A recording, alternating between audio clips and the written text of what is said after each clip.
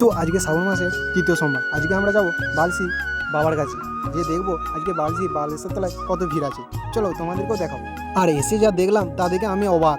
চলো দেরি না করে বেরিয়ে পড়ি এফজেড ট্রেনারটা নিয়ে। আর রাস্তায় বেরিয়ে পড়লাম এফজেড ট্রেনার নিয়ে। আজকে কি হবে প্রথম সোমবারের মতো ভিড় বাবার কাছে, চলো দেখাই যাক। আর যদি হয় তাহলে তো কি বলবো, আমার ভিডিও ভাইরাল। আর যদি না হয় তাহলে ভিডিও আর কি ভাইরাল হবে না। এর আগের বারে মানে আমি যে ফার্স্ট সোমবারে গিয়েছিলাম তখন ভালোই ভিড় ছিল, তোমরাও দেখেছো হয়তো।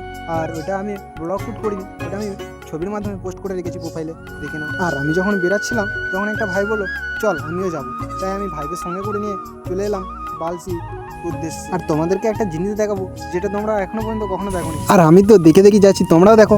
सब क्या देखना पड़ रहा है, अच्छा है मैं अंधा हूँ।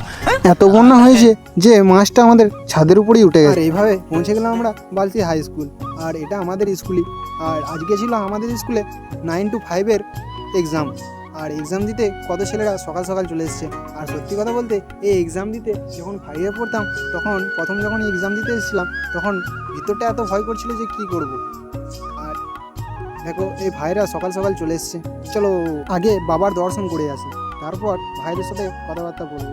আর ফাইনালি আমি আর আমার বন্ধু মিলে চলে এলাম বাবার দর্শন করতে। তোমরাই গেস্ট করো যে কত ভিড় হতে পারে। চলো গেস্টটা করে দাও, তারপর আমি দেখাচ্ছি। দেখো কত ভিড়, সত্যি প্রথম সোমবারটাই বেশি ভিড় হয়েছিল, আর দ্বিতীয় সোমবারটাই তাও হয়েছিল। আর এই আজকের তৃতীয় সোমবারে ভিড় অতটা নেই।